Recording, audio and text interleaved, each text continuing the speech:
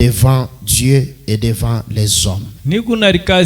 C'est pourquoi kwa maana nikunarikazisha hivi nikwe na ile zamiri ya shoku ninyolosha mbele ya Mungu wala mbele ya bantu.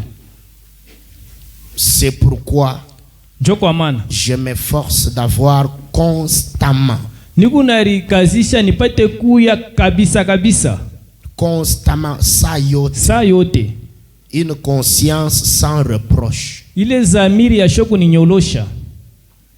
Hein? Une conscience sans condamnation. Ile zamiri ya shoku hukumu.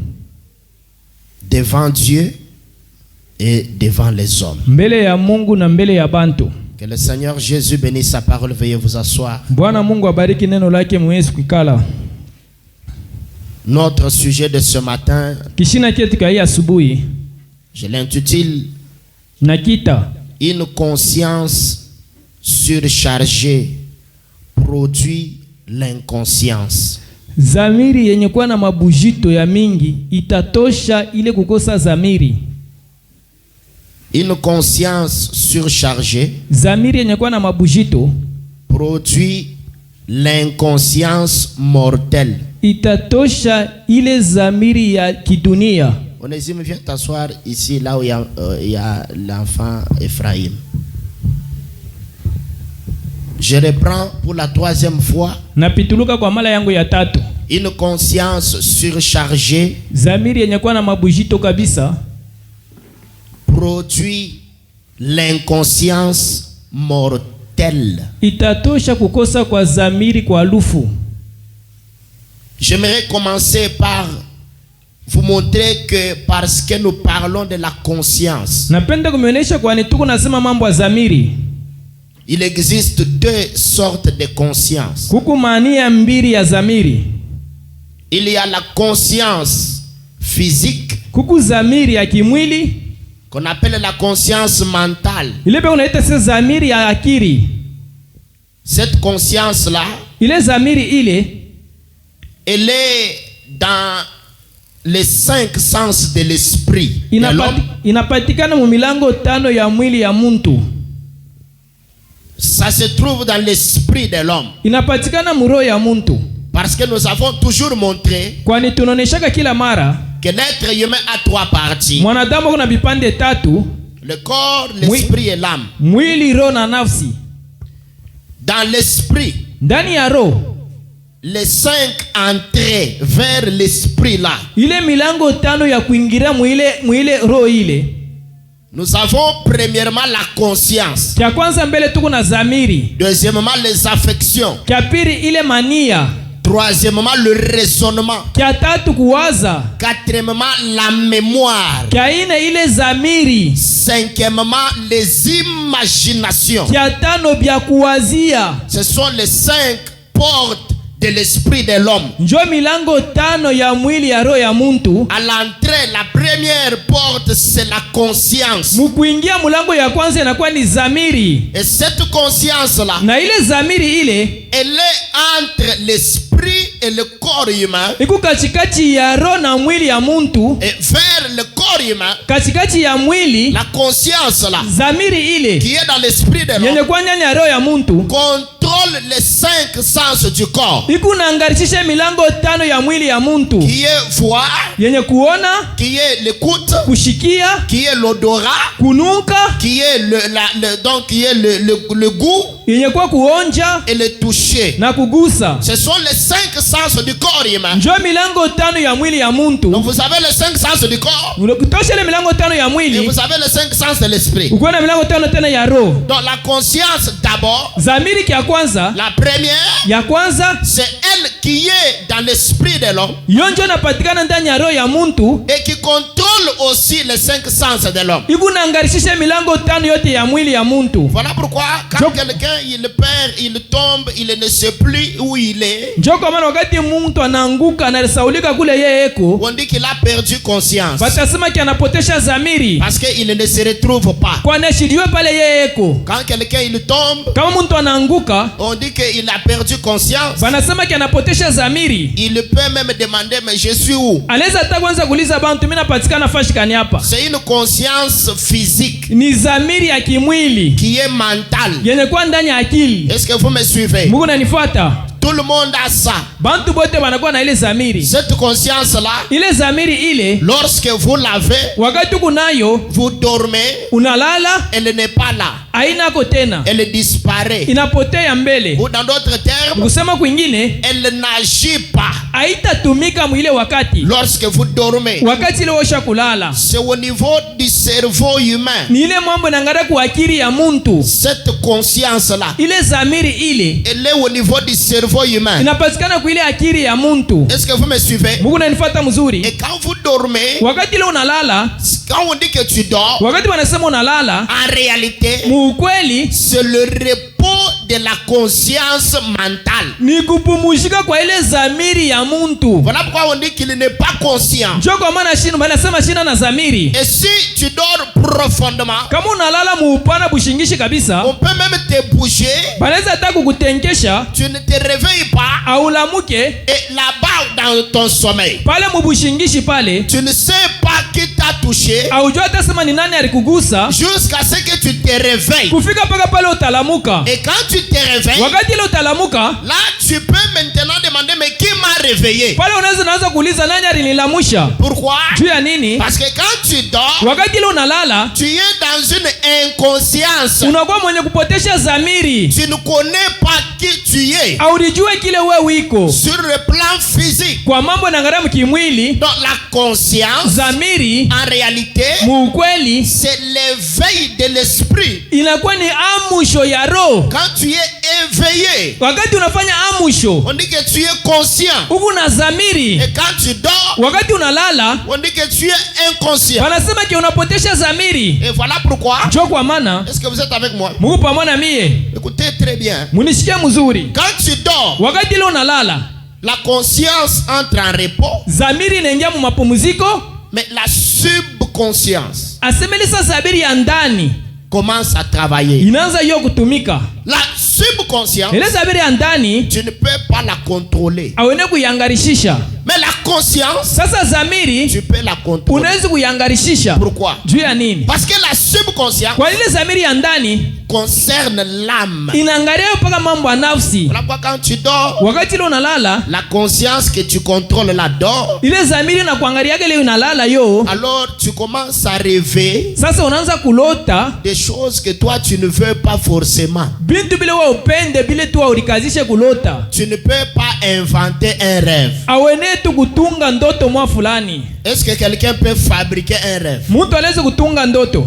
Hein, j'étais en train de suivre quelqu'un là, un prédicateur. Miraanza kufuata mhubiri mwa fulani. Il dit, Anaanza kusema, voici comment il faut prier pour que tu puisses avoir un songe. tazama namna wewe kuomba hivi upate kuanza kulota. Écoutez, frère Branham dit, Na bia nasema, je ne peux pas te demander de rêver un songe et puis tu rêves. shene kukuambia sema ke ulote ndoto na unailota. Parce que les songes, c'est Dieu qui les envoie. Kwani mandoto ni Mungu ndio anatutumiaka hayo. Donc il envoie ça quand il veut. Hebu naituma wakati ile yanapenda. C'est quand la conscience dort, Wakati ile zamiri ya bumuntu inalala, elle se repose inapumuzika, et qu'elle n'est pas active, haina tena mkutumika. que Dieu, Sasa ye Mungu il va traiter avec ta subconscience. atatumika sasa na ile zamiri yako ya ndani. Mais pour les prophètes, Kwa nabii yeye il n'a pas besoin de dormir ashina anasema ya kulala pour que sa subconscience soit en travail. ile zamiri yake ya ndani ianze kutumika. Voilà pourquoi il dit, Ndio kama anasema, frère Branham dit, ndugu Branham anasema que les prophètes, banabii ils sont créés barumbiwa de telle sorte que sa conscience et sa subconscience sont collées. munamna kusema kile zamiri yake ya ndani na ya nje na mbatana. De telle sorte que lui n'a pas besoin de dormir pour voir des choses. Munamna usema kiashina na lazima apate kulala ndio anze kuona maonyo. Non, lui il voit les choses en étant éveillé. Yale sikuona maonyo hata mwenye kulamuka. C'est ce qui le troublait. Ndio ile iraanza kumvuruka. Et c'est ce qui a troublé les gens. Ndio kile kilivuruka na bantu. Amen. Amina. Donc ça c'est la première conscience. Ile ni zamiri ya kwanza. Comme je dis qu'il y en a deux. Sasa vile mimi niseme kwa mbili, C'est la conscience qui contrôle les facultés mentales. ni zamiri ya nje njoo kunaangalia tu akili yote ya mkichwa. Et quand cette conscience là est en panne, Wakati ile zamiri yako inaharibika, on peut appeler appeler que la personne est folle. Balezi kuita sema mtu anakuwa mwenda bazimu. Quand cette conscience-là est en panne, Wakati ile zamiri yako inakuwa mubaya, on peut dire que tu as l'amnésie physique, balezi kusema ke una ile malaria ya kusabwa ya kiroho. qu'on appelle communément maladie de sommeil. Ile beko naita sema malaria ya busingisi. Non, tu ne te reconnais pas. Aurijue Une perte d'identité. unapotesha kitambulisho. Ça c'est est-ce que vous comprenez? Mungu nanishikia? Ça c'est la conscience physique. Ile ni zamiri ya kimwili. Comme un enfant qui dort Kwa maana mtoto analala, et puis il se rend compte qu'il a fait pipi sur le lit. anavumbula sema ki alikoyola pa kitanda, Il a uriné. alikoyola. Mais en temps normal, Mwenye kwa tu hivi mzima, quand vous lui demandez d'uriner sur le lit, wakati unamwambia sema kwa koyola pa kitanda, il ne le fera pas. asita kwa koyola pa Est-ce kitanda. que je dis vrai? Mimi nasema ukweli. Pourquoi? Juu ya nini? Parce que sa conscience Jo zamiri yake est éveillée. ilikuwa yenye kuwa wazi, Elle n'est pas endormie. aina ya kulala. La deuxième conscience, Zamiri ya pili c'est un écran. ni ile inakuwa ni ekran, C'est comme un écran. ni kama vile ekran, Un écran inakuwa sa vile televisheni, qui montre l'état de ton cœur. iko unaonesha hali ya moyo wako. La deuxième conscience, Zamiri ya pili c'est comme un écran inakuwa sa vile televisheni, qui te montre toi iko unakuonesha weye le témoignage de ta vie. ushuda ya maisha yako. Je le reprends. Na ipituluka, La deuxième conscience, zamiri ile ya pili c'est comme un écran inakuwa sa vile televisheni, qui te montre le témoignage de ta propre vie. iko unakuonesha ile maushuda ya maisha yako mzima. Et c'est en rapport avec cette deuxième conscience Ni kupitia kwa ile zamiri ya pili que nous allons donc parler davantage. njo ile tutasema kabisa. Et quand cette conscience-là est en panne, Wakati ile zamiri yako ya ndani nayo inaingia mgonjwa, la deuxième conscience, ile zamiri ya pili quand elle est malade, wakati ile inagonjwa, quand elle est en panne, wakati ile inagonjwa ile zamiri, on appelle ça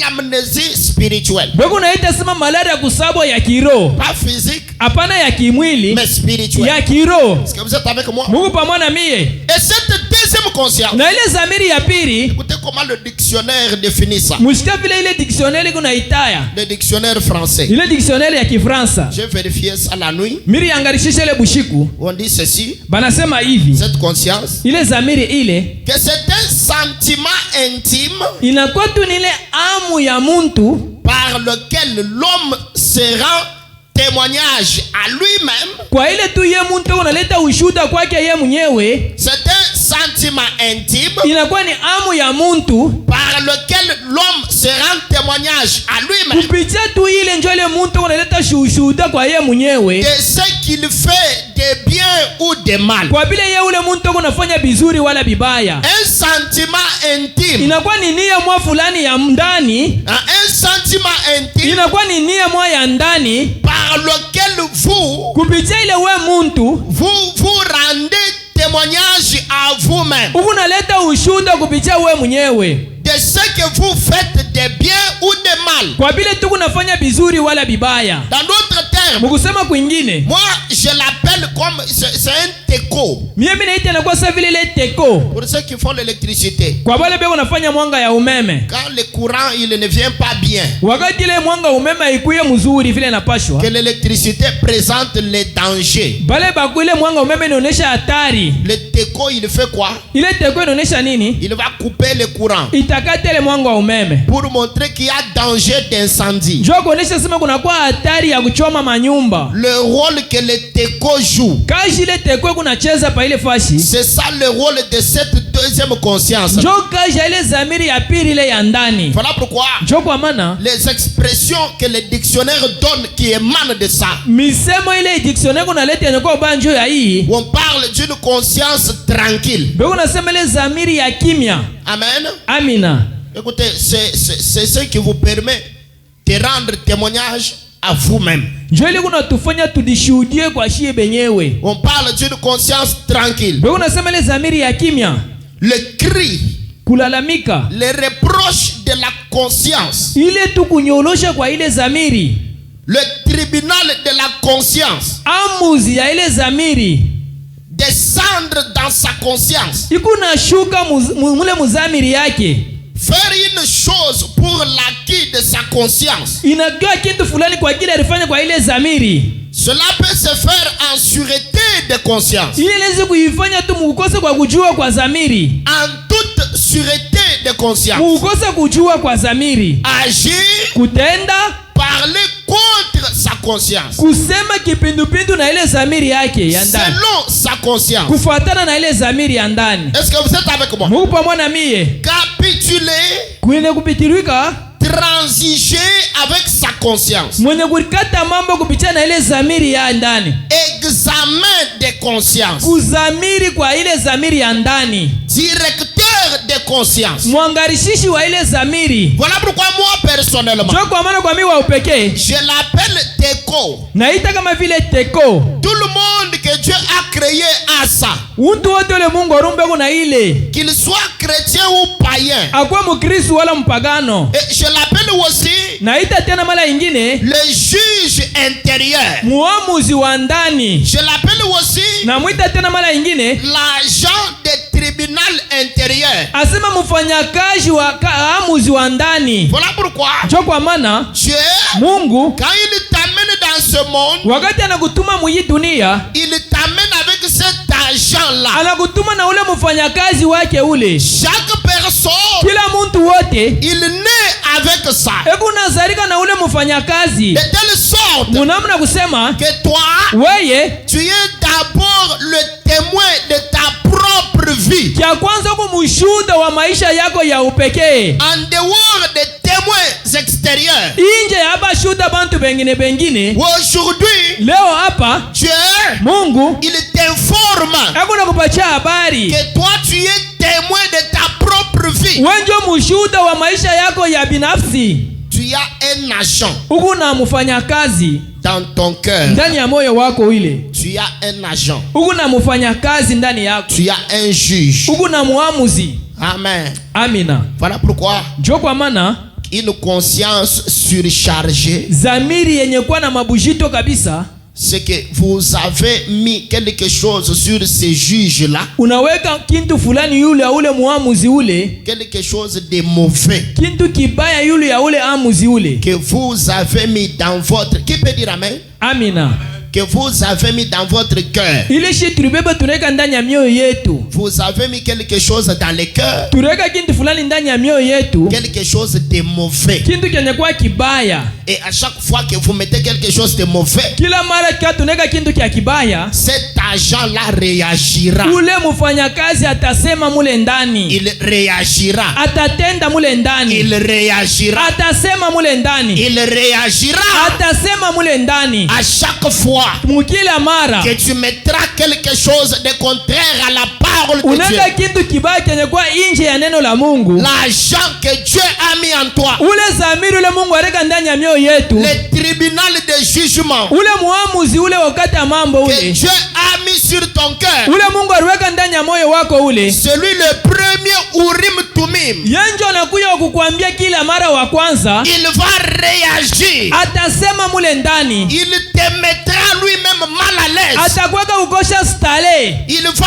te faire voir atafanya kukuonesha que tu n'es pas sur la bonne voie. hauna munjia mzuri, Ne continue pas comme ça. ushendeleshe na hii balabala. Il va te montrer Atakuonesha que Dieu n'est pas d'accord avec ça. Mungu ashina na furaha kwa hivi bintu wewe unaweka hivi. Frère Branham dit, Ndugu Branham anasema personne ne peut mal agir mtu ashana kutenda mubaya avant de rejeter la parole de Dieu. mbele ya kubeba neno la Mungu kuitupa. Parce que Branham dit, Na pia anasema avant de faire le mal, mbele ya kufanya bubaya Dieu t'avertira toujours. Mungu mbele atakukalamusha kia kwanza. Par quoi? Kwa nini? Par son propre tribunal Kupitia ule amuzi wake wa ndani que lui-même il t'a donné. ule Mungu yeye mwenyewe alikupatia Est-ce yeye. que je peux parler? Nawezi kusema Tu n'as pas besoin que le pasteur soit là. hauna lazima pastor anze Tu kukufuatafuata. n'as pas besoin que ta femme soit là. Hauna lazima bibi yako anze Tu kukufuatafuata. n'as pas besoin que ton mari soit là. Hauna lazima bibi yako anze Tu n'as kukufuatafuata. pas besoin de diacre. Hauna lazima na dikoni. Tu n'as pas besoin de tout ça. Hauna lazima na hivi vyote hivi. Pourquoi? Juu ya nini? Parce que dans ton cœur, Ndani ya moyo wako tu marches avec un tribunal tribunal unatembea na kiti cha enzi, et devant le danger, na mbele ya hatari il y aura le signal. kutakuwa ile maalama. Maintenant, quand est-ce qu'il y a le danger? Wakati gani kunakuwa hatari? Le danger, Hatari c'est quand on te signale. wakati banakuonesha alama. Le danger, Hatari on te signale que ça ne va pas. banakuonesha alama sema biendeke. Mais toi, Wewe sasa tu fais semblant. unafanya kulengesha. Frère Branham dit, Na bien nasema tu étouffes la voix de Dieu. huku najimisha ile sauti ya Mungu ndani yako. Alors, comme ta conscience, toi-même, tu commences toi-même à la surcharger. Sasa vile ile zamiri yako unaanza kuweka mabujito yulu yayo. Tu commences à la surcharger. Unaanza kuweka mabujito yulu yayo. Dieu, il l'a mise en toi là. Mungu aliweka mule ndani yako mule. Pour que la conscience, la t'aide à aller au ciel et à ne pas aller en enfer. Ile tu wewe usipate kwenda mwadezi, upate kwenda kumbingu. Maintenant, comme toi, tu la surcharges. Sasa vile wewe unaweka mazambi yulu ya ile zamiri yako. Elle t'avertit la première fois. Inakukalamusha mara ya kwanza. Tu ne l'écoutes pas. Au ishikie. Tu dis en toi-même là, tu te dis, Unasema wewe mwenyewe mule ndani yako mule. bon, j'arrangerai ça après. Tatengenezaka hii zambi kisha yake. Tu viens de mettre une charge Unaweka bujito yulu pale. sur l'agent de Dieu. Yulu pa ule mfanyakazi wa Mungu. Est-ce que vous êtes avec moi? Mungu pamoja na mie. Après, Kisha tu yake fais quelque chose d'autre. unafuata tena kitu kingine kibaya. Et puis, Kisha yake ça te signale. inakupatia tena alama. Au lieu d'arranger, Pafasha wa kutengeneza tu n'arranges pas. haupenda kutengeneza. Tu te justifies. Wewe unalisabia uwaki. Frère Branham dit, Ndugu Branham anasema à côté de cet agent-là, kupendupindu kwa ule mfanyakazi ule il y a un autre. kunakuwa tena mfanyakazi mwingine. Frère Branham dit, Na pia anasema en toi il y a deux chiens. ndani yako mnakuwa baimbwa bawiri. Un chien blanc Imbwa mweupe et un chien noir. na imbwa mweushi En toi là. ndani yako mule. Maintenant, Sasa ça dépend de celui que tu écoutes le plus. binelekea ni ule imbwa ule kunasikiliza kabisa. Le chien noir, c'est le diable. Ule imbwa mweushi ni shetani. Le chien blanc, c'est Dieu. Ule imbwa mweupe ni Mungu. Et quand il t'avertit, Wakati anakukalamusha il y a un autre chien. kuku imbwa tena mwingine mpembeni. Est-ce que quelqu'un est avec moi? Mtu mwe kufa pamoja na mie. Est-ce que vous êtes avec moi? Mungu pamoja na mie. Levez la main si vous suivez. Lamusha mkono kama kunafuata. Écoutez, Mushikie. j'ai un poids sur mon cœur Niko na bujito pa moyo wangu. de voir comment les enfants de Dieu sont en train eux-mêmes de creuser leur propre tombe. Yakona batoto wa Mungu vile beko nalichimbura makaburi yabo bo benyewe. Et je me demande Nadiuliza, pourquoi ils font ça. njoo nini beko nalichimburia vile? Le problème c'est quoi? Mambo ni nini? Plus tu surcharges ta conscience, Kabisa zamiri yako kunaweka mazambi yulu yayo, tu finiras par devenir inconscient. utafika paka mkupotesha zamiri. Que quelqu'un dise inconscient. Mtu mwana sema mwenye kupotesha zamiri. Inconscient, Mwenye kupotesha zamiri c'est quelqu'un qui fait le mal. ni ule muntu kunafaa bubaya. Mais ça ne lui dit rien. Abimufanye kintu. Donc il a déjà dépassé une certaine limite. Asha kupitisha mipaka mwa fulani. Est-ce que vous me suivez? Mungu nanifata. Tu deviens insensible. Unakuwa washo kushikia. Aushutuke. Tu deviens insensible. Unakuwa washo kushutuka. Insensible à quoi? Washo kushutuka nini? À la parole de Dieu. Kuneno la Mungu. Ça veut dire Ni kusema que la partie divine qui est en toi, kipande kia Mungu kinapatikana ndani yako kile. tu es en train de mettre une couche autour de ça. Wewe unakuwa unaweka mabuchafu fulani kando kando ya ile kipande. Donc plus tu surcharges la conscience Kabisa unaweka bujito ya ile zamiri. en accumulant les choses là. Mukweka bile bintu kabisa. Et que quelqu'un dise amen. Amina. Plus tu surcharges la conscience, Kabisa kunaweka bujito yule ya zamiri. cela constitue une couche, une épaisseur. Ile inakuwa inatunga, inakuwa tu kintu fulani kishiki mwa fulani bulani. Ça fait un volume Inakuwa kintu kimwa kinene kabisa. autour de la partie divine que Dieu a mis en toi. Mukipande tu kia Mungu kile Mungu areka ndani yako. De telle sorte que Munamna kusema ke quand la parole de Dieu vient à toi, wakati neno la Mungu inakuwa kwako wewe, pour que ça frappe à ce cœur là, hivi pate kupika kwa ile moyo wako kule. parce que la parole doit s'attacher rattaché à la parole. Neno la Mungu napaswa kuambatana ku neno la Mungu. Mais ça trouve une couche, Inakutana na mabuchafu mwa fulani. un volume, Ile kishiki kimwa kinene kabisa. et ça n'entre pas. Na ile inapika mkile kishiki haifike kumoyo. Ça résiste. Inajama. Alors les êtres humains Banadamu aujourd'hui, leo comme vous êtes là, sabi tuko hapa, chacun autour de son cœur. kila moyo kando kando ya moyo wake. Est-ce que vous me suivez? Mungu nanifuata. Chacun de vous Kila moyo wetu hapa autour de votre cœur, kando kando ya moyo wake il y a une épaisseur quelconque. kuna kwa tu kile kintu mwa kikushiki mwa fulani. Chacun a la taille, le volume de cette épaisseur-là. Kila mtu anakuwa na kishiki kimwa bunene mwa fulani. Peut-être que pour toi, le volume est comme ça. Sengine weka kishiki kako keu kabunene hivi.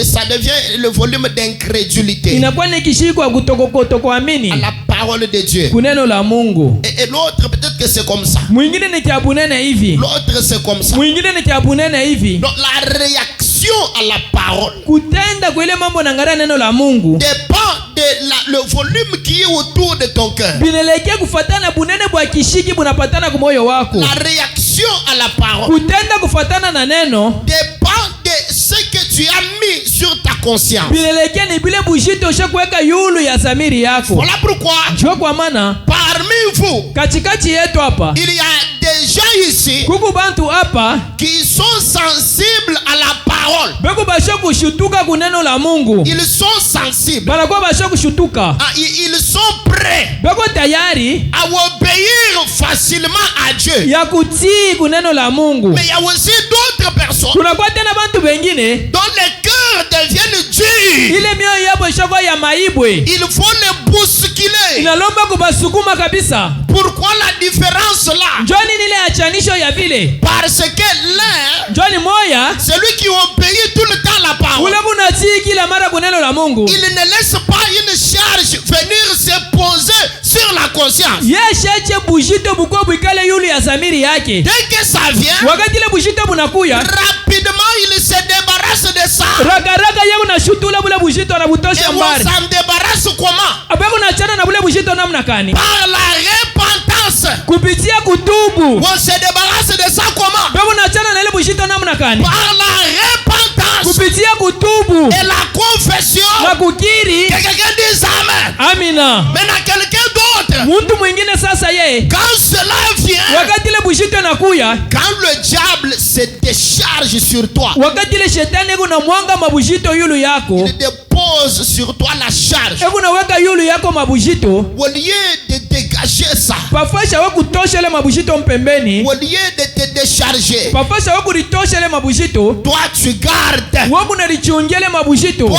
tu gardes. we kunalichungia ile mabushito. Et en gardant ça, Mukuchunga ile mabushito, tu es en train d'étouffer l'agent de Dieu. unakuya unaanza kujimisha huyo mfanyakazi wa Tu Mungu. es en train d'éteindre la voix de Dieu. Huku unaenda kuikarisha kimya ile sauti ya Mungu. Tu es en train de faire du mal Huku Mungu ufanye unafanyisha bubaya wewe mwenyewe. à la partie divine que Oui, Dieu a mis en toi. Kipande kia Mungu kile yeye Mungu ashakweka ndani yako. Et en le faisant ainsi, Mukutenda mwile namna ya vile, tu finis par devenir inconscient. utafika paka kufika muntu wa kupotesha zamiri. Inconscient. Wa kupotesha zamiri. Tu deviens insensible. Unakuwa muntu washo kushutuka. Ça ne te dit pas grand-chose. Weye abikushutushe. Tu deviens comme le vieux loup de mer. Unakuwa sa ule muzee wa ule wakubari wa zamani. Habitué à la chose. Mwenye kuzobelea kwa ile mai kabisa. Tu t'habitues à la chose. Unazobelea kubintu. Tu as corrompu ta conscience. Unakata milomo zamiri yako. Tu n'es pas sensible. Hauna wa kushutuka. Non. Tu n'es pas près de Dieu. Hauna tayari njoo ya mambo ya Mungu. Ça t'écarte de Dieu. Binakuendesha mpembeni ku mambo ya Mungu. Ça t'éloigne de Dieu. Binakuendesha mbali ku mambo ya Mungu. Et parce que ça t'éloigne de Dieu, Kabisa vile biku na kuendesha mbali na Mungu. en gardant une charge sur toi, Mugurichungele mabushito yulu yako. tu vas un jour, Utaona siku moya. tu vas dépasser la ligne de démarcation Utatambuka kistari kia rehema. entre entre la grâce et le jugement. katikati ya rehema na hukumu. Frère Branham dit, Ndugu Branham anasema tu ne sauras pas hautajua pana que tu l'as déjà dépassé. ushakutambuka kile kitari kia Parce rehema. que dès que tu la dépasses, Wakati leo unatambuka kile kistari, Branham dit, Nabii anasema il n'y a pas un moyen de rentrer. hakutakuwa tena namna upate kuluria. Voilà pourquoi Njoo kwa maana Dieu, il est très bon. Mungu anakuwa mwema kabisa. Dieu, il est très bon. Mungu iko mwema kabisa. Sa bonté Bwema bwake fait que personne ne peut l'accuser d'être impartial. buku nafanya kusema ke muntu ashifanye kumuchongea kusema ke anakuwa show kuvumilia.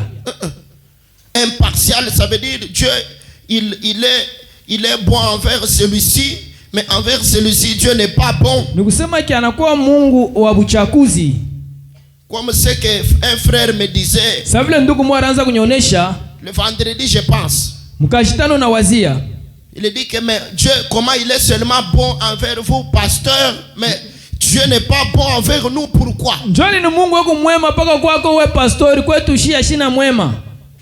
J'ai regardé le frère à moi, j'ai eu pitié de lui. Mira angara ule ndugu ndani yangu miri mushikira buluma. Je me suis dit, mais ce frère, il s'autorise d'accuser Dieu. Ni unasema huu muntu kuna beba tule tika makama ya kumuchongea Mungu.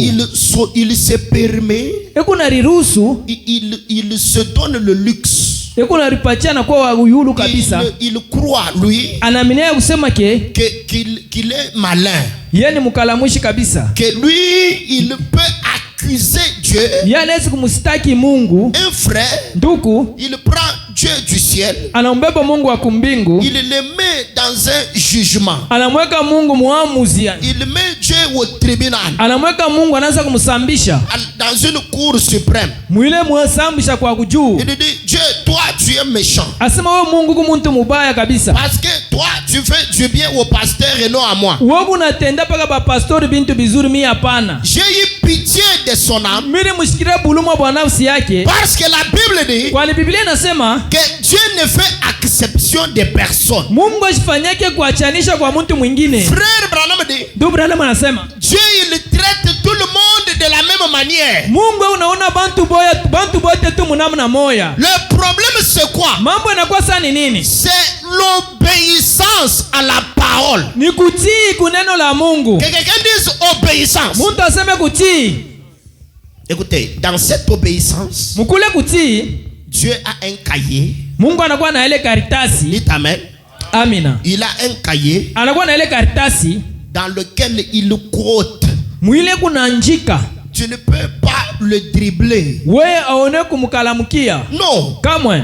Il donne tout le monde la même occasion. Eku napatia kila muntu bati moya moya. Maintenant, Sasa ça dépend de ta conscience. bilelekea sasa ni zamiri yako. Que quelqu'un dise conscience. Muntu mwa aseme zamiri. C'est le pasteur, lui, Pastori ye sasa il ne laisse pas de saleté venir se poser et rester là-bas. ye shache mabuchafu yanze kuingia ndani yake na ibakirie mule ndani milele hapana. Dès que ça vient, Wakati ile mabuchafu inakuya, lui, il enlève ça. ye kunatosha ile mabuchafu. Alors que toi, Sasa weye quand ça vient, wakati ile bunakuya, tu dis que bon, Seigneur, tu sais que moi je suis comme ça. unatosema Bwana mimi longu nekalaka paka hivi. C'est ce que beaucoup ici disent. Jo vile bamingi hapa banasemaka. Seigneur, moi je suis faible. Bwana niku mudhaifu lwangu. Tu veux que je fasse quoi? Wewe unapenda mimi nifanye nini? Ok. Ndiyo. Pendant que tu dis ça, Wakati longu nasema vile, il y a quelqu'un d'autre, dès qu'il fait ce que toi tu as fait, kuku mtu mwingine wakati anafanya kitendo kile wewe ulifanya kile, il va faire même 3 jours sans manger, sans boire, en train de pleurer, jusqu'à ce que Dieu enlève la chose là de lui. yeye atafanya mashiku 3 anajila chakula bila kula kuna jusqu'à ce que Mungu atatosha ile bujito yulu yake. Parce que la Bible dit, Kwani Biblia inasema dans le livre de Malachie, mwile kitabu cha Malakia, que Dieu il a un registre Mungu anakuwa na ile karitasi wale ile benzi. dans lequel il note tout. Mwile kunaanjika bantu bote. Que quelqu'un dise amen. Amina. Dieu il note tout ça. Mungu kunaanjika bantu bote. Tu ne peux pas tromper. Aone kudanganya. Tu ne peux pas tromper. aone kumutanganya. Dieu, on ne le trompe pas. Mungu abamutanganyake. Dieu, on ne le dribble pas. Mungu abamuchole yake. Non, non. Kamwe. Écoutez. Mushikie. Écoutez. Mushikie. Même si tu es mauvais, comment? Hata uko mubaya namna gani? Dès que tu nais dans ce monde, Wakati ile unazalika mu hii dunia, Dieu, il met son argent là en toi. Mungu anaweka ule mfanyakazi wake ndani yako. Vous savez pourquoi? Mnajua ni njoo ya nini? Dis à ton voisin, l'enfer qui brûle est réel. Ambia jirani akasema ade zile kunawaka kimbirimbiri ni ya vya kweli. Dis à ton voisin, Ambia jirani wako l'enfer qui brûle ile ade siku nawaka moto est réel. ni ya vya kweli. Enfer ya moto. Il faut dire ça en français. Enfer ya moto. Ile enfer ya moto Iko ya vya kweli. ni ya vya kweli. Il y a un enfer qui brûle. Kuku enfer ile kunawaka moto. Il y a quelqu'un qui est en train de douter. Kuku muntu mwingine hapo Dans la kunawaka shaka. prédication, le christianisme contre l'idolâtrie. Mwile mahubiri bukristo kipindupindu na kuabudu sanamu. Frère Branham dit, Ndugu Branham anasema de même que Dieu est réel, munamna kusema ke Mungu wako wa vya kweli, de même que tu es guéri, sasa kusema ke vile ulitunziwa vya kweli, pour prouver que Dieu est réel, njoo kuonesha kusema ke Mungu ni wa vya kweli. de même Satan est réel, Njoo muvile na yeye shetani ni wa vya kweli. de même le ciel est réel, Munamna kusema mbingu iko wako ya vya kweli, aussi l'enfer existe. enfer nayo iko wako tayari. Et il y a des gens ici qui vont y aller. Kuku bantu hapa bale batendamo. Branham dit, Nabii anasema ne souhaitez à personne d'aller en enfer. ushitaki hata muntu mwa ende mu enfer. Est-ce que je peux parler? Nawezi kusema Frère Branham dit, ndugu Branham anasema même si c'est le dernier ennemi qui a coupé les têtes de tous tes enfants, les a tués et ta femme. hata ule adui wako hapa mwisho ule aruwa bibi yako na watoto wako ule, Tu as vu comment il les égorge. unaona mnamna anaanza kubachinja Et tu vois qu'il est méchant. il na est méchant. unamwona sema ni muntu mubaya kabisa. Branham dit, ne le souhaite pas d'aller en Nabii enfer. anasema usimutakie ule adui wako ende mu enfer.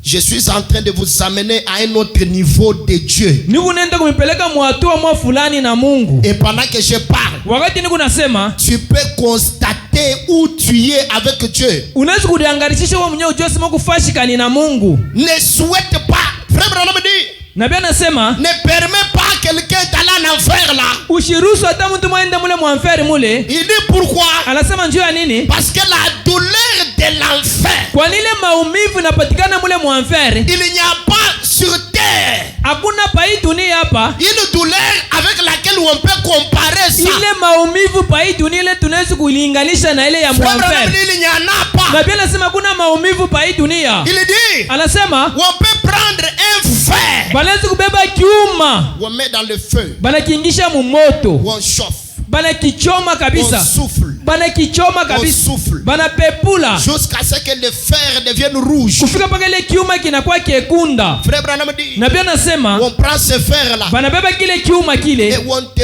brûle au dos. banakulambatisha kio pa mkongo. Pendant que ça te brûle, Wakati ile kiko nakulungusha, Branham dit, la douleur que tu sentiras, Nabii anasema ile maumivu utashikia, tu fais ça fois 1000. unafanya ile maumivu unafanya maelfu na maelfu. Ça ne sera pas même 1% de la douleur de l'enfer. Haitena hata 1% ile maumivu inapatikana mu enfer.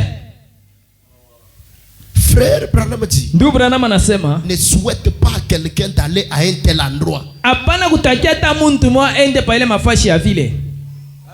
Quand vous lisez la parabole de Jésus, Kama unasoma ile mamfumbo ya Yesu, il parle de ce jeune homme riche là qui est allé en enfer. hebu naambia kwa ule kijana mtajiri anaenda mu enfer. Est-ce que tout le monde me suit? Bantu wote bako nanifuata? Levez la main. Mulamusheni mbele mikono. Frère Branham dit, Nabii anasema secouez celui qui est à côté de toi. tenkesha ule kumpembeni yako. Branham dit que quand le jeune homme est allé en enfer, Nabii anasema wakati ule kijana anaenda mu enfer, la Bible dit, Biblia inasema là-bas, mule il a dit, est-ce qu'il n'y a pas moyen que Lazare hakuna kotu namna Lazaro puisse mettre son doigt ici, aweke kotu kilolo kyake hapa dans l'eau, mumai, et qu'il me donne juste une goutte de cette eau-là sur ma langue. animwangie kotu kole kanuta tu kamwa kamai pale palurimi lwangu. Donc, vous vous imaginez le degré de souffrance? Munawazia ni mateso gani ile alikuwa nayo mwile wakati. Il était tellement désespéré Alikuwa bila matumainio. à tel point qu'il avait besoin même d'une goutte d'eau. Munamna sema kianza tafuta tale nuta tu moja ya mai. C'est une souffrance intérieure. Ni mateso ya ndani kabisa. Il s'agit de la souffrance, la punition de l'âme. Inakuwa tu ni maripizo ya nafsi. Pourquoi? Juu ya nini? Parce que toi, Kwani weye tu as négligé. urisula. Que quelqu'un dise négligence. Mtu aseme kusula. Tu as négligé Urisula de te repentir. ya kutubu. Mais mon Dieu, il est bon. Mungu wangu eku mwema. Il est tellement bon Eku mwema kabisa. que même si tu es de la race de Caïn, Ata kama uko mwile muuzao ya Kaina, il va te donner l'occasion de mettre ta vie en ordre. atakupatia bahati weke maisha yako muusawa. Il fera ça. Ataifanya ile. Écoutez, Mushiki. je prends l'exemple de Caïn Na bebele mfano ya Kaina. pour vous montrer que chacun a ça en lui. Njoo kumionyesha sema kila mtu wote kuna ile ndani yake.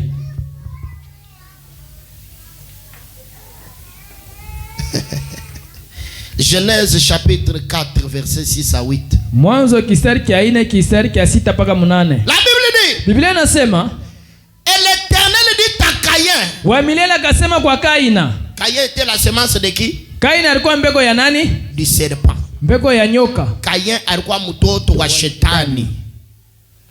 Mais ici qui lui parle, c'est son père shetani ou c'est l'Éternel? Hapa nani kunasema naye ni wa milele Mungu wala ni shetani? Jean Kalala qui parle ici. Jean Kala nani kunasema hapa? Leo hakuna muntu atabuingila hapa.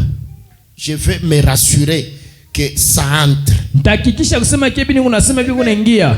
Comme ça, quand Dieu va me retirer, Njoo kwa maana wakati Mungu atanitosha ou il m'enverra ailleurs, wala nituma fashi nyingine, vous aurez ça sur votre conscience. na utakuwa na hii mahubiri pa dhamiri yako. L'Éternel dit à Caïn, Wa milele akasema kwa Kaina, pourquoi es-tu irrité? njoo ni wewe unakuwa kawaya waya. Wakasilani. À chaque fois que tu fais quelque chose de mal, Dieu voit. Kila mara tu unafanya kitu kibaya Mungu unaona.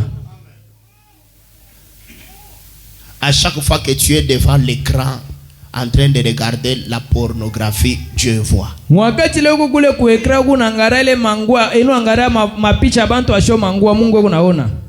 Dites amen. Amina. Dieu voit. Mungu unaona. Parfois même quand tu les regardes dans la maison, il y a les photos de l'ange du Seigneur, Dieu voit. Sengine tapalo na biangariaga la munyumba Mungu picha malaika wa Bwana Mungu unaona. Même si tu les regardes en brousse, Dieu voit. Hata kama unaangalia mpori Mungu unaona. Même si tu pars dans les douches, Dieu voit. Hata kama unaenda bule chumba kuna uya Mungu unaona. Même si tu pars dans les toilettes, Dieu voit. Hata kama unaenda musalani Mungu unaona. Frère Branham, mon prophète, dit que l'œil de Dieu voit partout. Ndugu Branham nabii wetu kunasema rincho ya Bwana kunaona fasi yote. En dessous du lit, sa voix. Mchini ya kitanda iko naona. Dans les draps, sa voix. Ndani ya dra rincho liko naona. En voyage, sa voix. Musafari rincho Même en kunaona. voyage. Hata musafari ile rincho liko naona. Partout. Fasi yote. La nuit, sa voix. Bushiku rincho liko naona. Au travail, sa voix. Kukazi ile rincho liko naona. Même quand vous critiquez le pasteur, Hata pale kuna mshimanga pastori. Dieu a déjà enregistré. Mungu ashakubamba ile. Et c'est pour ça que Dieu va vous confondre. Njoo kwa ile Mungu Dis à ton voisin, atakuvuruka. Dieu va te confondre. Mungu atakuvuruka. Écoutez, Musikie. pourquoi es-tu irrité? Njoo unakuwa wakasilani. Et pourquoi ton visage est-il abattu? Njoo ni sura yako inakuwa yenye kupikiwa. La suite. Kisha yake Donnez-nous la suite. tupache kile Le kipande verset kinafuata. 7. Sura ya 7.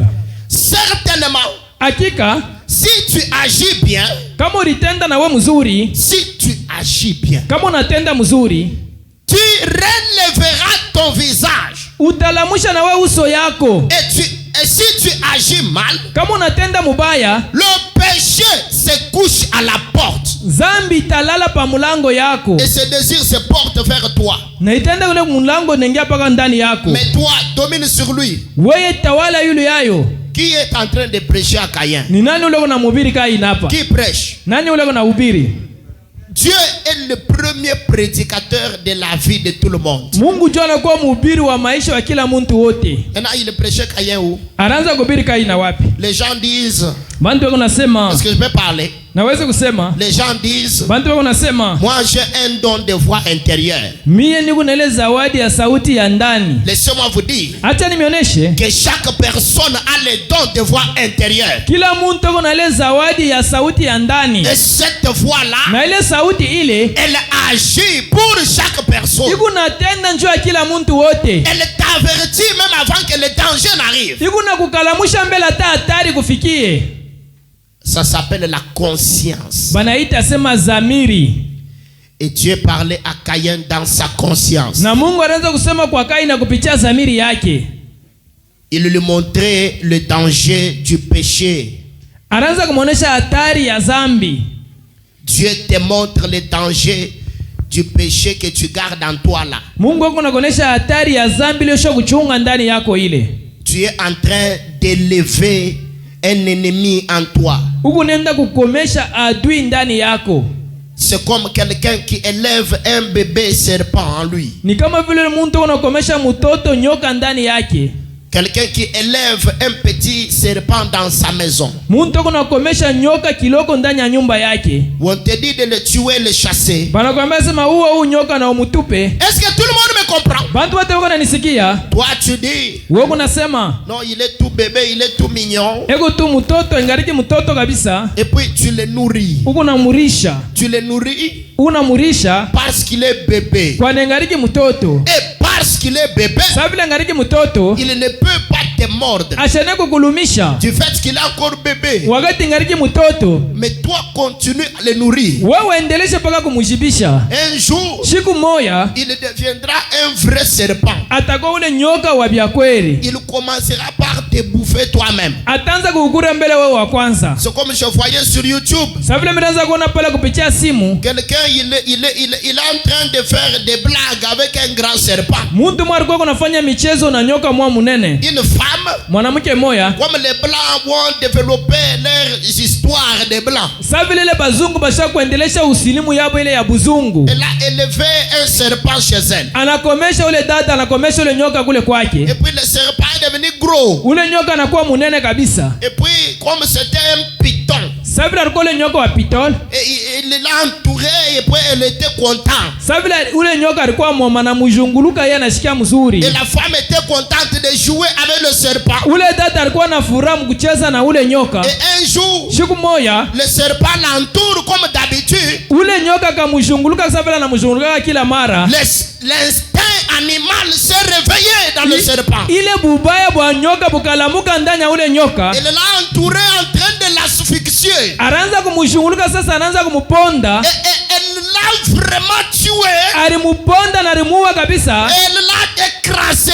Na alimuzanza. Et le sang a giclé de la tête. Na ile damu ilitokea kukichwa. C'était quoi? Ilikuwa ni nini? Elle a élevé un serpent. Alikuwa unakomesha nyoka. Et ce serpent l'a tué. Na ule nyoka kamuua. C'est toi aussi comme ça. Njoo pamoja na wewe vile. Le même péché là que tu dorlotes aujourd'hui. Ile zambi leo kunabembelesha leo hapa. Il est en train de tuer ton âme à petit Yuko feu. kuwa nafsi yako polepole. Le péché que tu gardes non confessé. Ile zambi kunachunga bila kukiri. Ou le péché que tu choisis comment confesser. Wale zambi kunachagula namna kanya Tu kuikiri. choisis comment confesser. Ukunaichagula namna wewe kuitubu. Pour que ça ne te dérange pas. Hivi shipate kukuzuru. Parce que tu as ton honneur à sauver. Kwa nuku na heshima yako leo unapenda kuchunga. Tu veux garder ta personnalité. Unapenda kuchunga ile heshima yako. Un jour, Siku moja ce péché-là amènera ton âme en enfer. ile zambi itasindikiza nafsi yako muanfer. William Branham dit, Nabii Branham anasema dès que tu meurs, wakati ile unakufa on t'enterre au cimetière. banakushika kule kwa makaburi. Au-dessus de ton tombeau, le péché, il est au-dessus là en train d'attendre quand tu ressusciteras. Ile zambi yako iko na kuchunga pale yulu ya kaburi, iko na kuchunga siku ile utafufuka. Voilà pourquoi Njoo kwa maana Dieu te parle.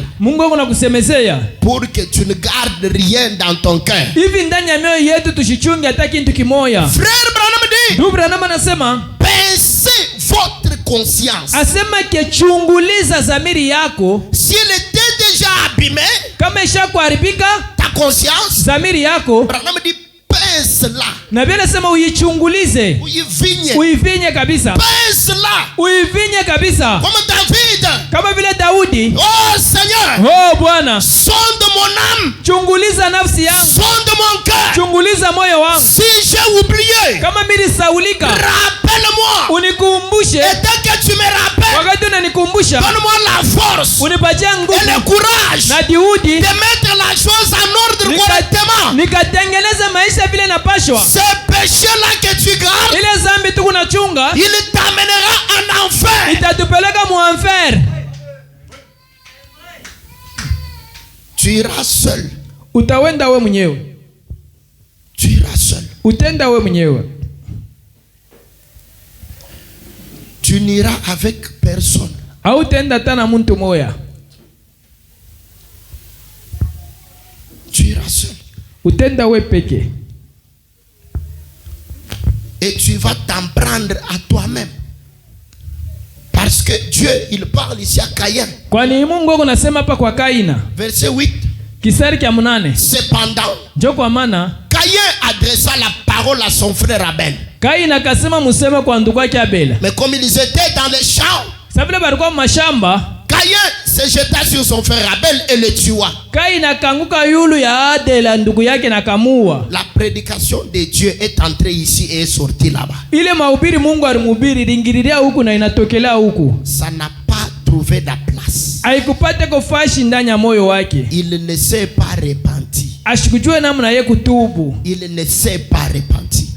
Ashikutubu. Il a refusé. Alikatala kutubu. Frère Branham dit, Ndugu Branham anasema dans la puissance de Dieu pour transformer. mwile mahubiri uwezo ya Mungu juu ya kubadilisha. Frère Branham dit que Caïn, il a vu la volonté de Dieu avec ses propres yeux. Na Biblia anasema Kaina aliona mapenzi ya Mungu na mencho yake hivi. Mais il a refusé de la faire. Alikatala kufanya mapenzi ya Mungu. Frère Branham dit Ndugu Branham anasema que parce que en lui, sababu vile ndani yake il n'y avait rien pour obéir à Dieu. akukwe kintu ala mushipa tu moya ya kutii kwa Mungu. Peut-être Sengine que tu refuses de te repentir ukuna katala kutubu et d'arranger correctement na ta vie. kutengeneza vile unapasha maisha yako. Peut-être parce que en toi il n'y a rien pour arranger comme ça. Sengine ndani yako hamuna kiungo hata kimoja kile kile na kusukuma utengeneze. Ni alama que tu es un candidat pour l'enfer. huku mwana memba njoo kwenda mu enfer.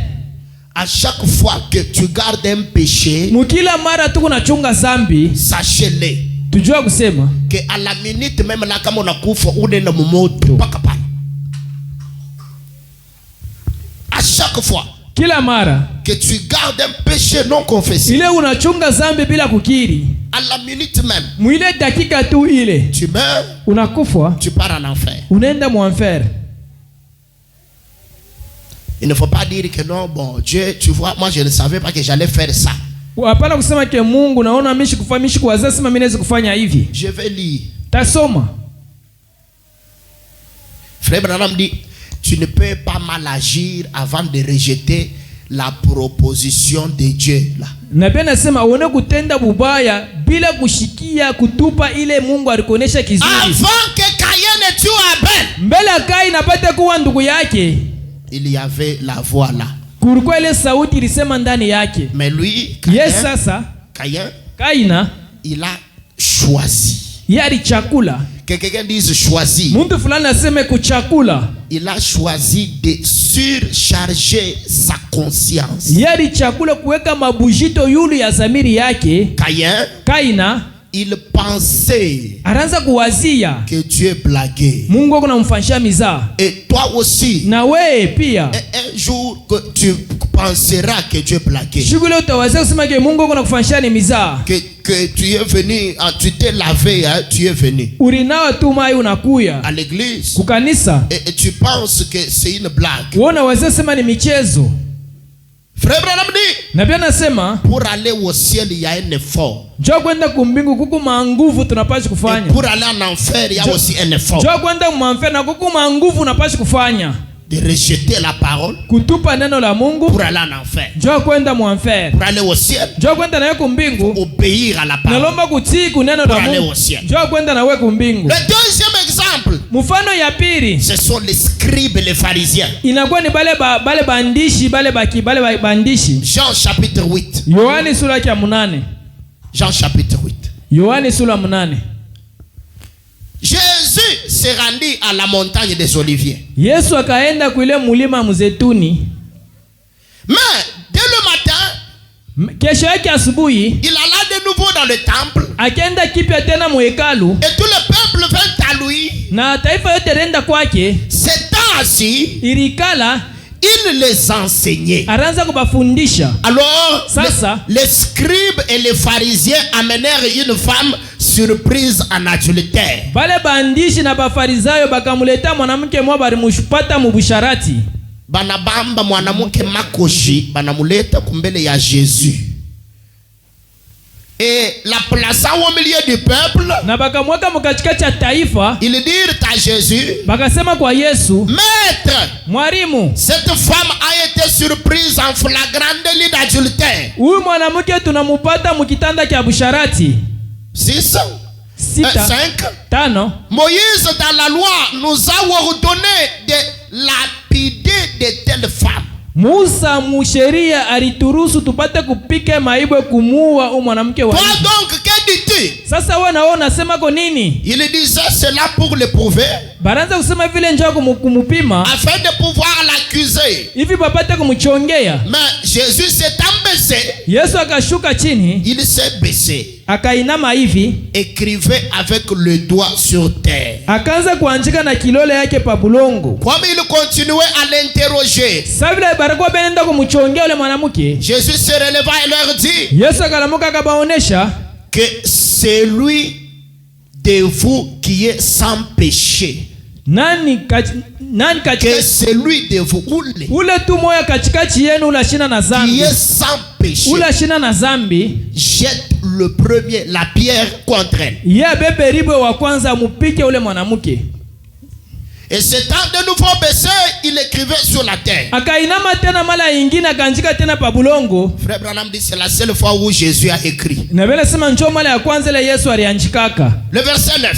Sura ya 9. Vous avez compris la question de Jésus? Munasikia ile ulizo ya Yesu? Est-ce que vous avez compris? Munasikia ile ulizo ya Yesu? Maintenant écoutez. Mushikie. Quand ils entendirent cela, Wakati bakashikale misemo ile, accusés par leur conscience. benye kuchongelewa kupitia zamiri yabo. Accusés par quoi? Benye kuchongelewa kupitia nini? Tu peux tromper tout le monde, Unaweza kudanganya bantu bote sauf ta propre conscience. mpaka zamiri yako njoo one kuidanganya. Et quand quelqu'un il dit des choses Kama mtu anasema bintu fulani contrairement à sa conscience, kupindupindu na zamiri yake, on l'appelle hypocrite. On l'appelle hypocrite. batamwita sema munafiki. Accusés par leur conscience, Benye kuchongelewa kupitia zamiri yabo, ils se retirèrent un à un, bakaanza kondoka moya kwa moya, depuis le plus âgé tangia ule mkubwa jusqu'au dernier. kufika paka wa miaka ya chini. Depuis mkubwa Tangia mkubwa tina kumtoto. paka kwa ule wa miaka ya chini. Dans leur conscience, Mule mazamiri yabo ils savaient balijua kusema qu'eux aussi étaient des adultères. nabo balikuyaka basharati. L'adultère était à un niveau Busharati bulifika mukipimo kimoya, tel que même les petits enfants faisaient ça. hata batoto bakiloko balikuwa beko nafanya bule Est-ce busharati. que vous lisez ça? Mungu nasoma pamoya, Et puis la Bible dit kisha Biblia ikasema que Jésus resta seul avec la femme qui était là au milieu. Yesu akabakia yeye peke na ule mwanamke alikuwa pakachikati. Pour montrer quoi? Njoo kuonesha nini? Que la conscience là, Zamiri ile c'est un écran. inakuwa ni television, C'est un témoin inakuwa ni mshuhuda de ta propre vie. wa maisha yako ya binafsi. Ne l'étouffez pas Hapana kumwangaisha, en gardant des surcharges sur lui. mukuchunga ile mabujito yule ya ule zamiri. Dépouiller, enlever. On enlève par quoi? Beko naitosha ile mabujito kupitia nini? On enlève par quoi? Ile mabujito bana itosha kupitia nini? La repentance. Kutubu. Voilà pourquoi je vous ai dit ici Njoo kama mimi nimeambia hapa, que la première caractéristique d'un enfant de Dieu, c'est quoi? tabia ya kwanza ya mtoto wa Mungu ni nini? Comment on sait que huyu muntu ni mtoto wa Mungu? Premièrement, c'est par quoi? Cha kwanza ni kupitia nini? Kutubu. La première caractéristique d'un enfant de Dieu, c'est la repentance. Tabia ya kwanza mtoto wa Mungu wa kweli ni kutubu. Même si ce que tu as fait là est noir et on va te chasser du travail. Hata bila ulifanya ni bibaya kabisa batakufikisha na kukazi. Branham dit, toi tu vas seulement te repentir. Na pia nasema wewe wako tubu tu. Oye koya eya. Kile kitakuwa njokyo. Kani kubukweli banifukushe mimi niseme vérité. Amen. C'est la seule façon de savoir que tu es un enfant de Dieu. Njoo namna tu moyo kujua sema kioko mtoto wa Mungu. Pas autrement. Hapana namna nyingine. Parce que le reste des choses ici, même les démons font ça. Ibi ingine matabia ingine hata bandemoni wanabifanyaka. Mais la repentance sincère et correcte. Kutubu kule kwa bia kweli kwa sawa. Caïn ne peut pas. Kai inashana kuweza kutubu. Est-ce que vous me suivez? Muna nifuata. Est-ce que vous me suivez? Muna nifuata. Voilà pourquoi Jo kwa maana j'ai étudié la question. Milifunda ulizo. Et j'ai compris Na milielewa que quand vous prenez les petits enfants, kama unabeba batoto kiloko, vous voyez que leur conscience taona sema ke mazamiri yabo bo est prompte à se repentir. Aseme ku tayari njoo kutubu. Je répète, Na pituluka les petits enfants, batoto kiloko ils sont prêts bobe ku tayari à dire ce qu'ils ont fait. ya kukiri bile bo barifanya. Leur conscience Zamiri yabo ne sont pas encore surchargées. ayakuwa na mabujito kabisa. Il n'y a pas encore eu l'accumulation des péchés. Ndani ya zamiri yabo mazambi ayakuwa yala hapo kabisa. La couche du péché n'a pas encore atteint un gros volume. Kile kishiki kia zambi kiakuwa na ile volume munene À leur cœur. ndani ya mioyo yabo. Voilà pourquoi ils sont prêts Jo kwa maana bobe ku tayari à se repentir. yabo kutubu. Et Jésus, Na Yesu il nous demande, ekuna tulomba, il nous dit ekuna tonesha de ressembler aux petits enfants. tufanane na batoto kiloko. Alors, qui peut dire amen? Amina. Lisons ça. Tuisome ile Matthieu chapitre 18, Mathayo 18 le verset 1 à 6. kisari kile cha kwanza mpaka kia 6. Bon, c'est la même chose. Matthieu 19 carrément. Hata Mathayo 19 mpaka moya moya. Ça ben Matthieu 19. Mathayo 19 kisari cha 13. Alors on lui amena des petits enfants. Hivi bakamuletea batoto kiloko. On amena qui? Bakaleta nani? À Jésus. Kwa Yesu. Des petits enfants. Batoto kiloko. Afin qu'il leur imposa les mains. Hivi apate kubawekea mikono Et pria pour eux. na baombee. Vous comprenez pourquoi nous on ne baptise pas les enfants? Jo kwa maana shia tubatizake batoto, Mais nous prions pour eux. tunabaombeaka, Nous les consacrons. tunabatolea En référence à cette écriture. kufuatana na hii andiko. Qui peut dire amen? Amina.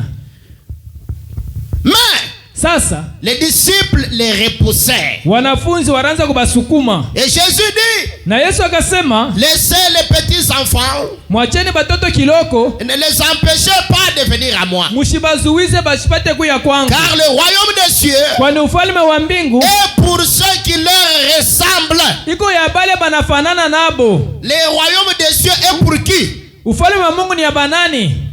Et pour ceux qui ressemblent aux petits Iko ya enfants. bale banafanana na batoto kiloko. Et les petits enfants sont comment? Na batoto kiloko beko namna kani? Ils sont prêts Beko tayari à se repentir. yabo kutubu.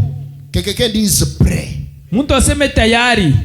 Parce que l'enfant, il n'a pas un titre à perdre. Mtoto ashina na ile cheo ile lwake atapotesha. L'enfant, il n'a pas un mariage à perdre. Mtoto ashina na ndoa ile atapotesha. Sœur, Badada, est-ce que vous êtes là? muko pale badada. Mtoto na tubu njoo ashina na bukweri kule batamfukusha sema sasa vile ulifaa bundumba mimi nakufukuza kubukweri ashina na ile problème. L'enfant n'a pas ce problème là. Mtoto lwake ashina na ile mambo vile. Quelqu'un dit amen. Amina. Oh non, comme c'est au travail on va me chasser. Non. Sasa vile nikukashi batanifukisha. Dès que toi tu deviens comme un enfant. Kama vile wewe unakuwa sawa vile ule mtoto mkiloko, sans regarder les conséquences de ta bila kuangalia repentance. matokeo ile makashi batakufikisha vile bitafuata.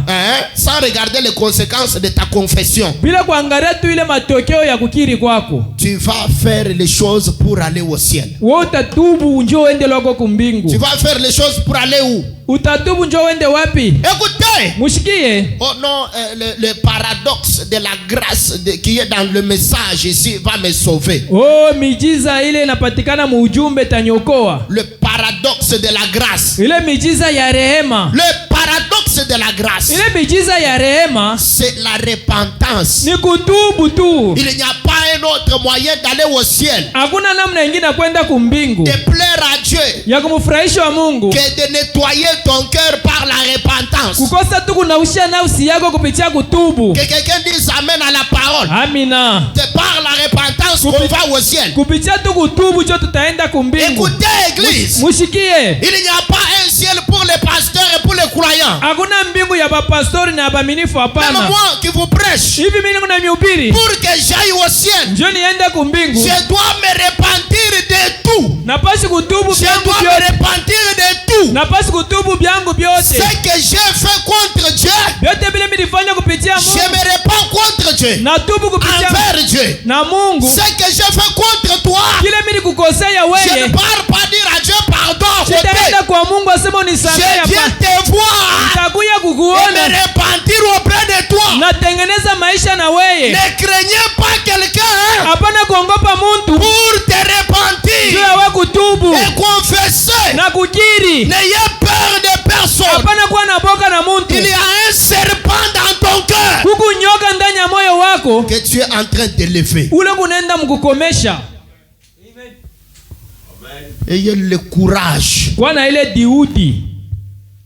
La parole de Dieu Neno la Mungu n'a pas dit que vous devez critiquer les païens et non les chrétiens. aiseme ke tunapaswa kushimanga bapagano hapana bakristo.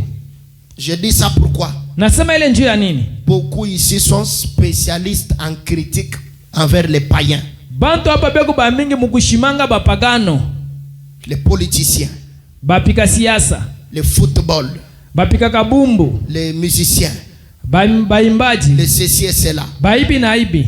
Comme il n'est pas de ton camp, Sa vile bana ba mukampi yako, vous allez le critiquer wote bashimanga vile unapenda avec les païens. na bapagano bengine. La parole de Dieu n'a pas dit de critiquer les païens. Neno la Mungu haitufundisha kushimanga bapagano.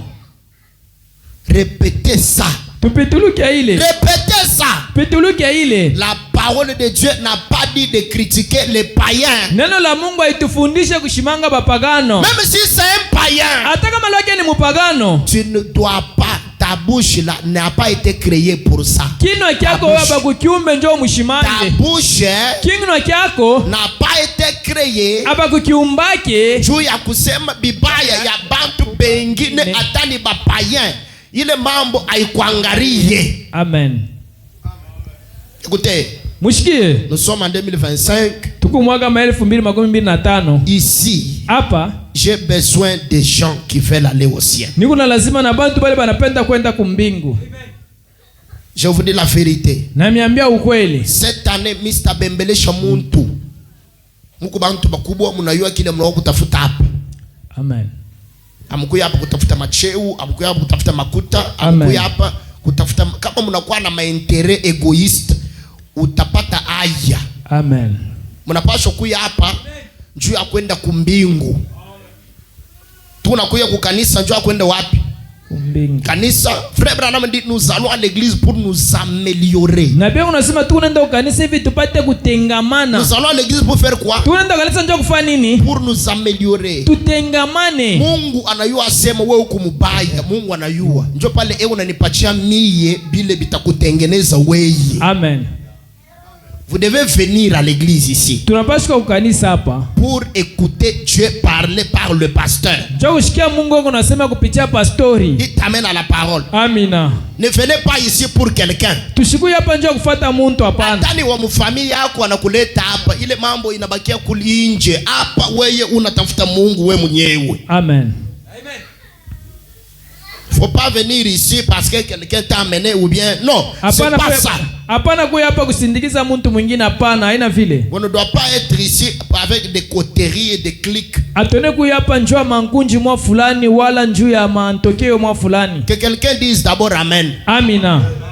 Je répète ça. Napitiluka ile. Ne venez pas à l'église avec votre motif. Tushikwa kukanisa na bifukishio tena bingine hapana. Il y a des gens qui partent à l'église pour qu'on les prophétise. Kubantu wanaenda kukanisa hivi njoo wapate kubatabiri. Écoutez, Mushikie. nous croyons que Dieu peut prophétiser. Tunaamini kusema ke Mungu anaweza kututabiri. Mais croyons aussi qu'il est souverain. Tunaamini kusema ke Mungu ni wa huru. Mais que d'abord, premièrement, Kia kwanza mbele, c'est le royaume des cieux. ni ufalme wake wa mbingu.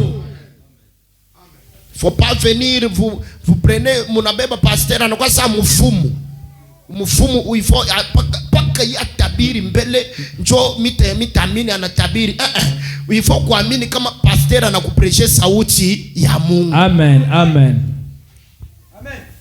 Prenez les pasteurs deviennent comme des féticheurs. Hapana kubeba pastor kama vile mfumu. Non, Dieu n'est pas un féticheur. Mungu ashina mpaka madawa. Vous devez avoir le cœur que les enfants ont. Tunapaswa kuwa na ile mioyo batoto bego nayo. Maintenant angalia, unabeba manzambi depuis ulianza kuistoke. Unaistoke manzambi. Huko paka na istoke, mais unaistoke manzambi we utaitubu siku gani? Et puis quand vous vous repentez mal. Wakati kuna tubu unakuwa unatubu mubaya. Beaucoup de gens bantu ba mingi font une mauvaise repentance. Bego unatubu kutubu kubaya. Une mauvaise repentance. Kutubu kubaya. Écoutez. Tushikie. Une mauvaise repentance. Kutubu kubaya est très dangereuse que quelqu'un qui ne s'est même pas repenti du tout. Kuku hatari sana kushinja hata ule mtu wake ashitubu alichunga mazambi yake. Pourquoi? Juu ya nini? Parce que tu penses que tu as déjà fait ce qu'il faut faire. Kwa unaona wazesi maloko sha kutubu. Alors qu'en réalité, mukweli hivi tu n'as pas fait correctement la chose. Au tubu vile napaswa kutubu. Je ne vois pas Albert. Shimoni ndugu Albert. J'aimerais que tout le monde soit assis ici. Napenda bantu wote benyo mundani bekala hapa. Je termine déjà, je lis Frère Branham. Naanza kumaliza sasa na msoma ndugu. Dans la prédication, viens, suis-moi. Mwile mahubiri kuya na unifuate.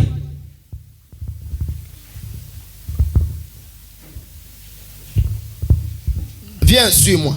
Kuya unifuate. Prêcher le 1er juin 1963. Yenye kubiri siku ya kwanza mwezi wa 6 mwaka 1965. Le prophète dit. Nabii anasema, mais voici ce qu'il en est.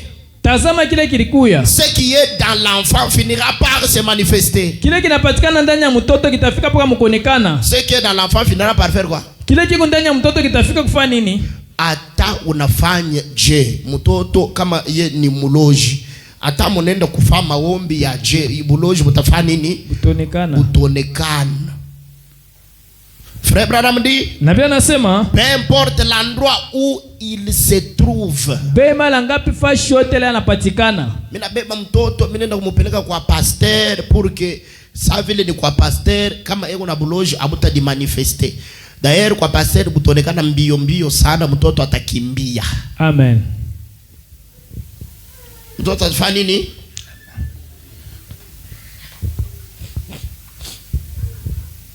Frère Branham dit, Nabii anasema, cela va se manifester. Ile itafaa mpaka mkuonekana.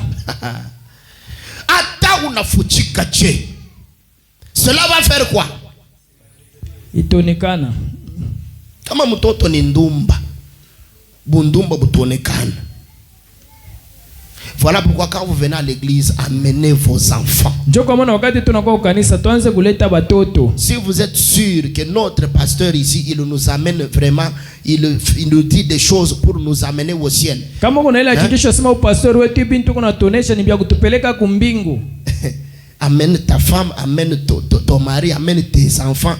Mwe bote mushikie. Leta bibi yako, leta batoto, leta bwana yako. S'il y a du mal, cela se manifestera dans le camp indien. Kama tumuko mubaya butapatikana mwele kampi ya kienja. S'il y a du bien, Kama muko buzuri, cela se manifestera dans n'importe quel camp. itonekanika mu makampi yote. Voyez-vous, Munaona? il s'agit de ce qui est dans l'enfant, Binelekea ni vile binapatikana ndani ya mtoto. du caractère de l'enfant, Tabia ya mtoto. de ce qui est au-dedans de vous. Vile binapatikana ndani yetu. Frère Branham dit, Dubra nama nasema. et ce que vous êtes maintenant, Na kile mwamu kwa sasa. c'est ce que vous serez probablement le reste de votre vie. Jo kile wewe utakuwa muhii na muenda mashiku yako yote mzima. Vous êtes à l'étape où s'opère le changement. Huku muile tu ile kampi ya ile kwenda njoo kubadilika. Savez-vous quoi? Munajua nini? 86% des conversions à Jésus-Christ 86% kukiri kwa Yesu Kristu se font avant 21 ans. ilianza kuifanyika mbele ya miaka 21. Ni kunanjika. Savez-vous quoi? Munajua nini? 86% des conversions Ile tu kukiri kwa 9 kuamini kugeuza kwa roho. 86% de conversion à Jésus-Christ. bale bantu 9 bale baraanza kuamini kwa Yesu Kristo. La grande majorité des gens qui se convertissent à Jésus-Christ, Bantu ba mingi bale baraanza kuamini kabisa kwa Yesu. frère Branham dit, Dubra nama nasema ils le font à quel âge? baraanza kuifanya miaka bashafika pimo Ils gani? se font avant 21 ans. Baraanza kuifanya mbele ya miaka 21. Binafanikaka avant 21 ans.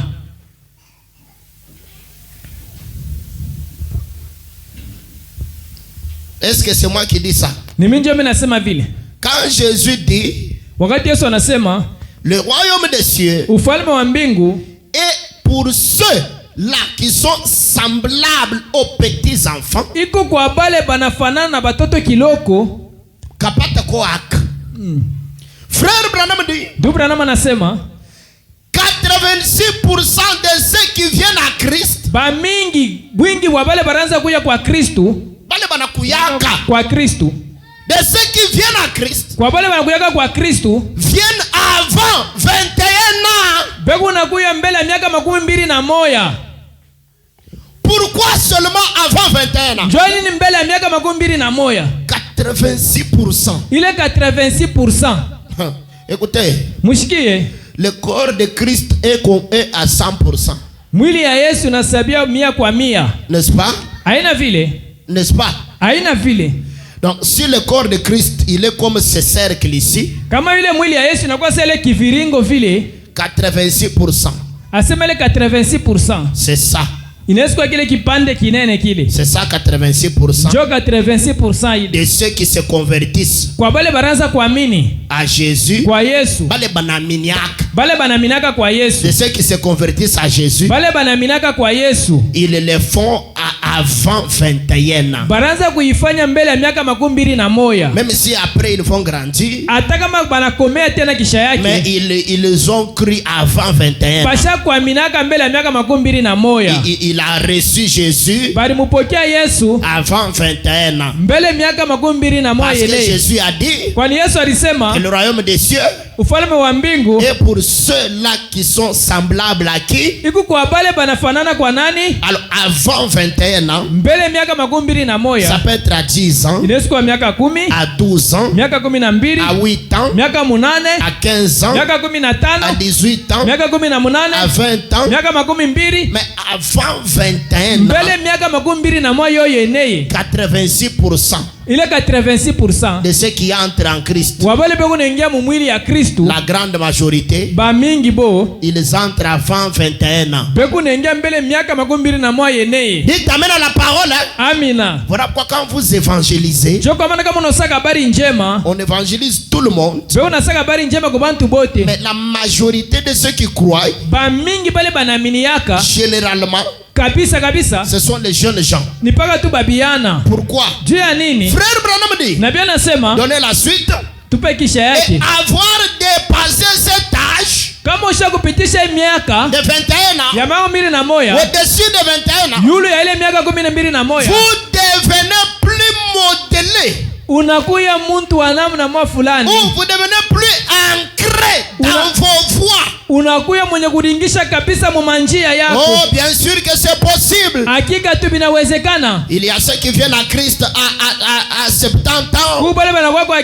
Kristo miaka 70, à 80 ans. miaka 80. Mais kwani cela est très rare. Bale banakuya ba moya. Ceux qui viennent à Christ au-delà de 21 ans. Bale pe unakuwa kwa Kristo miaka 21. C'est très rare. Banakuwa ba moya.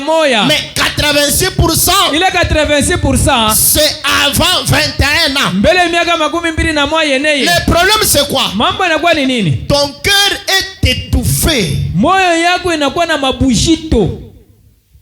Unaona vya kuona sana. Unazobeleana na nzambi. Unashikia vya kushikia sana. Unakuwa enkipa. Njoo vile benekalaka. Amina.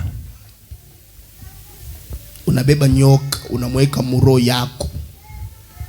Wewe uko nenda na kumurisha ule nyoka. Nyoka eko muro yako, nyoka ekwamo. Dis à ton voisin. Ambia jirani wako. Uko na nyoka muro. Uko na nyoka ndani ya roho yako. Dis lui. Umuoneshe. Ozali na nyoka na kati. Uko na nyoka ndani yako. Frère Branham dit. Nabii anasema. Celui qui te donne la rancune. Ule kuna kupatia chuki. C'est ce serpent là. Ni ule nyoka ule. Celui qui te donne la haine. Ule kuna kupatia chuki. C'est ce serpent là. Ni paka ule nyoka ule. Celui qui te donne le mensonge. Ule kuna kupatia udanganye. C'est ce serpent là. Ni paka ule nyoka. Frère Branham dit. Nabii anasema. C'est ce serpent là qui te donne même, donc tu es spécialiste en mensonge. Ni ule nyoka njoo anakufanya kile unakuwa muyu wa bongo kabisa. Et il dit, anasema, est-ce que je peux parler? Naweza kusema, ce serpent il te donne la convoitise. Ule nyoka yuko anakupatia tamaa.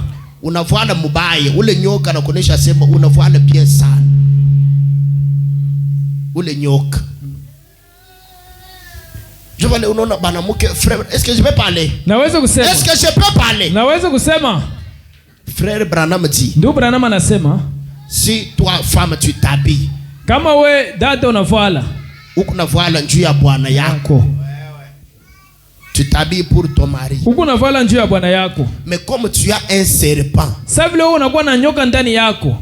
Quelqu'un dise serpent. Mtu mmoja aseme nyoka. Ule nyoka eko na kusukuma wanje kuona sema we uko mzuri, uko bibi wa bantu bote baba dunia. Wewe unaona sema uko mzuri njuu ya banaume bote.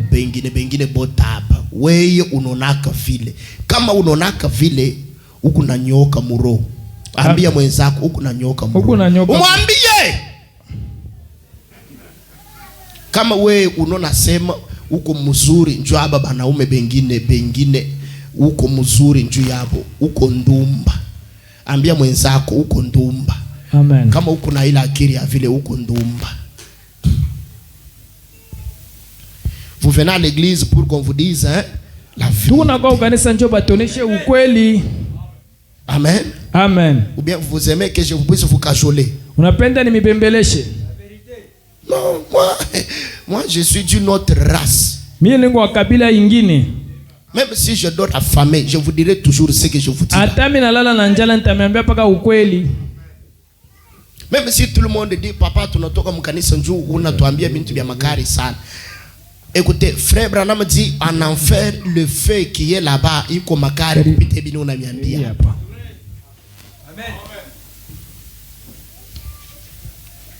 Parce que maombi ya mingi ile mnafanyaka ni njoo Mungu nichungie bwana, Mungu unipache, unichungie bibi, Mungu nipe makuta. Ba mingi hapa banalofaka njoo ya kwenda kutafuta makuta. On ne vient pas nourrir l'âme parce que on a besoin de quoi? De loyer. Atukwe kurisha manafsi joto na lazima na fedha kulipa manyumba. Et de la scolarité des na enfants batoto et la masomo nourriture. Na chakula batoto. Unazobeleana na Mungu. L'ange et les 3 poules. Malaika na ile nkunji tatu. Les 3 poules. Ile uwezo tatu. L'ange et les 3 poules. Malaika na ile uwezo tatu. Paragraphe 20. Nutake 12. Frère Branham dit. Ndugu Branham anasema. Parfois. Kwa sengine. Parfois. Sa sengine. Qu'est-ce qui fait que amutubu tena bien? Henri ici, il va venir pour se repentir. Il va dire, bon papa, baba mwana kwa kutubu, j'avais volé l'argent. miri baka feza, J'avais couché avec une femme. miri lala na mwanamke moya, J'étais parti chez un féticheur. miri enda kwa mfumu. Jusque là, tu n'as pas encore mis ta vie en ordre. Si Kufika tu parles pale comme maisha, ça, kama si kuna c'est comme ça que tu parles, kama kuna tubu kwa vile uyatubu. Uriba makuta kwa nani? Uriba ngapi? Il faut dire. Nalomba kusema. Dis à ton voisin, il faut dire. Ambia jirani wako nalomba kusema. Pécher, c'est facile. Zambi kufanya ni kipesi. Mais pour arranger ça, sasa njoo kuitubu, il faut être un enfant de Dieu. Inalomba kuwa mtoto wa Mungu. Qui a vraiment la soif d'aller au ciel. Ule kuna kiu kabisa njoo kwenda kumbingu. Moi, votre pasteur, j'ai fait ça. Mia pastor wani nilifanya vile. J'avais fait ça. Na mimi nilifanyaga paka vile. Mimi nekala na pasteur. Mimi namwambia vie yangu yote. Biote bile nilifanya. Je ne pense donc non ataniona sema le pasteur, Dieu l'a créé. Pastor Mungu alimumba pour qu'il soit comme ça. Njoo yeye akuye mwile namna ile yeko. Donc plus tu te répands comme ça, kabisa kuna tubu vile avec les détails les plus noirs là, na ile tu kutubu kwa yulu kule, plus le pasteur t'aime davantage. Kabisa pastor kuna kupenda tena kabisa. Voilà pourquoi frère Branham, Njoo ndugu Branham, quand il a confessé auprès de l'avocat là, wakati anaanza ukiri kumbele ule mtetezi, du mensonge qu'il avait dit, kwa ile bongo alimulanda, l'avocat lui a dit, ule mtetezi alimuonesha, je te faisais confiance. Ndanza kukufanya matumaini. Mais maintenant, sasa je te fais encore confiance plus. Na kutumainia kushindia bete vile mimi kwa kutumaini yaka. Quand tu te répands correctement, kama unatubu vile napashwa, le pasteur te fera encore davantage confiance. Pastor atakutumainia kushindia vile alikuwa kutumaini yaka. Parce que c'est la preuve kwa nini hakikisho que tu es un enfant de Dieu. uko mtoto wa Mungu. Amen. Moi, les gens qui montrent qu'ils sont très saints là, bale bantu mimi banalioneshaka saboni batakatifu sana, abana na bya kutubu, oh saint mutakatifu tu mutakatifu sana, ya baridi